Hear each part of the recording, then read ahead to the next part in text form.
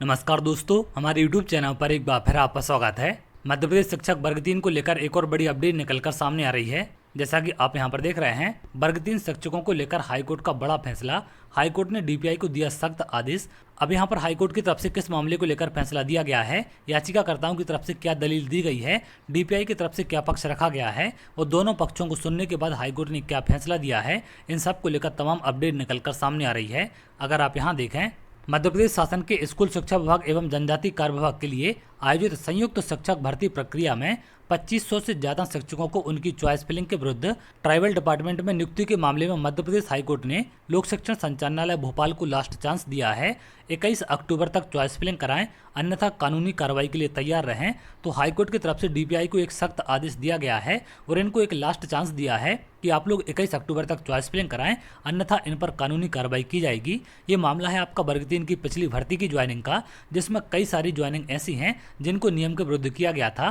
वो लगभग 2500 अभ्यर्थी हैं जिनको यहाँ पर नियम के विरुद्ध DPI की जगह ट्राइबल में नियुक्ति दे दी गई, जिसके बाद हाईकोर्ट में तमाम याचिकाएं दायर की गई और इनको लेकर यहाँ पर फैसला आ चुका है। अगर आप आगे देखें, मध्य प्रदेश शिक्षक भर्ती चॉइस फिलिंग विवाद। स्कूल शिक्षा विभाग ने संयुक्त काउंसलिंग करके आरक्षित वर्ग के 2500 से अधिक शिक्षकों को उनकी चॉइस के विरुद्ध ट्राइबल विभाग द्वारा संचालित स्कूलों में उनके गृह जिला से 300 से 800 किलोमीटर दूर पदस्थापित किया है। स्कूल शिक्षा विभाग के उक्त कृत्य के विरुद्ध हाईकोर्ट में पूर्व में कई याचिकाएं दाखिल की गई थीं, जिनको हाईकोर्ट ने डिस्पोज ऑफ करके कमिश्नर लोक शिक्षण विभाग को आदेशित किया गया था कि आरक्षण अधिनियम 1994 की धारा 4 तथा सुप्रीम कोर्ट द्वारा इंदिरा साहनी, रितेश R शाह, आलोक कुमार पंडित, त्रिपुरारी शर्मा एवं सौरभ यादव के मामलों में सुप्रीम कोर्ट द्वारा जारी मार्गदर्शी के अनुसार याचिकाकर्ताओं के प्रकरण का परीक्षण करके उनकी पसंद या चॉइस के अनुसार पदस्थापित किया जाए। लेकिन इसके बाद भी इनकी काउंसलिंग नहीं कराई गई, तो यहाँ पर एक सख्त आदेश अब दिया गया है। आयुक्त लोक शिक्षण संचालनालय ने महाधिवक्ता कार्यालय के अभिमत के आधार पर उक्त समस्त अभ्यर्थियों के प्रकरण निरस्त कर दिए तथा DPI कमिश्नर ने रिजर्वेशन आदेश में नियम पुस्तिका की कणिका 15.6 का लेख करके याचिकाकर्ताओं को सूचित किया गया कि किसी भी अभ्यर्थी को चॉइस के आधार पर पदस्थापना का दावा मान्य नहीं होगा।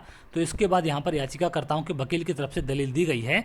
DPI के उक्त समस्त आदेशों की संवैधानिकता को हाईकोर्ट की डिवीजन बेंच में चुनौती दी गई।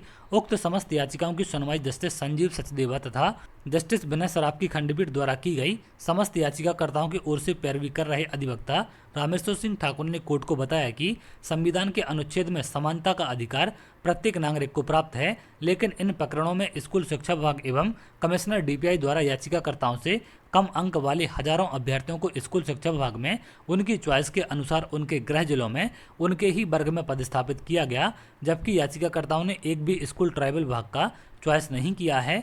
लेकिन कमिश्नर DPI द्वारा नियमबद्ध तरीके से उनकी आरक्षित कैटेगरी को अनारक्षित वर्ग में परिवर्तित करके गृह जिला से 300 से 800 किलोमीटर दूर दराज रिमोट एरिया में ट्राइबल विभाग द्वारा संचालित स्कूलों में पोस्टिंग दी गई। पदस्थापना के समय कमिश्नर ने ना तो उनकी चॉइस फिलिंग को वरीयता दी और ना ही आरक्षण अधिनियम के प्रावधानों को। और सबसे मुख्य बात यह है कि एक बार हाईकोर्ट कमिश्नर को की गई भूल को सुधारने का मौका भी दे चुकी है, फिर भी कमिश्नर ने सुधार नहीं किया तथा हाल ही में स्कूल शिक्षा विभाग ने जिलावार रिक्त पदों का रोस्टर भी जारी कर दिया है। लोक शिक्षण संचालनालय की दलील। तो यहाँ पर DPI ने क्या दलील दी है, शासन की ओर से जवाब दाखिल किया जा चुका है।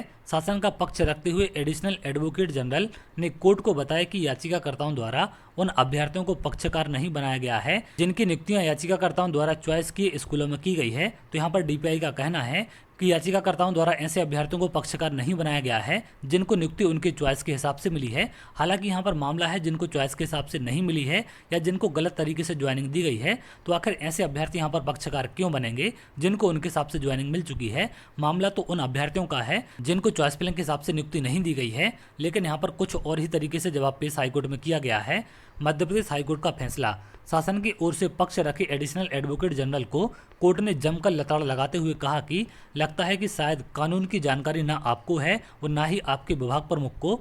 जब कानून की वैधानिकता या पॉलिसी मैटर की वैधानिकता को हाईकोर्ट या सुप्रीम कोर्ट में चुनौती दी जाती है, तब संभावित प्रभावित व्यक्तियों को पक्षकार बनाने की आवश्यकता नहीं होती है। इन समस्त प्रकरणों में आपके विभाग ने आरक्षण नीति तथा सुप्रीम कोर्ट के रेखांकित सिद्धांतों के विरुद्ध याचिकाकर्ताओं को आरक्षित वर्ग से अनारक्षित वर्ग में कन्वर्ट करके डिसएडवांटेज पोजीशन में नियुक्तियां दी गई हैं जो इस न्यायालय के हस्तक्षेप के योग्य है। इसलिए आपको अंतिम मौका दिया जाता है कि 21 अक्टूबर के पूर्व उक्त समस्त याचिकाकर्ताओं को उनकी चॉइस के आधार पर स्कूल शिक्षा विभाग में रिक्त पदों के विरुद्ध नियुक्ति जारी कर कोर्ट को सूचित करें। तो यहाँ पर 21 अक्टूबर का समय दिया गया है कि 21 अक्टूबर तक आप लोग चॉइस फिलिंग कराएं और उनको नियुक्ति देने के बाद कोर्ट को सूचित करना पड़ेगा। ये भी यहाँ पर हाईकोर्ट ने कहा है, क्योंकि इसके पहले भी हाईकोर्ट की तरफ से आदेश दिया गया है लेकिन उनकी पदस्थापना नहीं की गई। अब यहाँ पर हाईकोर्ट की तरफ से सख्त आदेश जारी करते हुए इन पर कानूनी कार्रवाई करने की भी बात कही है। तो देखते हैं आगे क्या अपडेट निकल कर सामने आती है। चलिए आगे जो भी अपडेट होगी मैं आपको जरूर शेयर करूंगा। अगर आप ऐसी जानकारी चाहते हैं तो हमारे चैनल के साथ जुड़ सकते हैं जिससे और भी इंपॉर्टेंट अपडेट आपको मिल सके। बहुत जल्द अगले वीडियो मिलेंगे, तब तक के लिए बहुत बहुत धन्यवाद।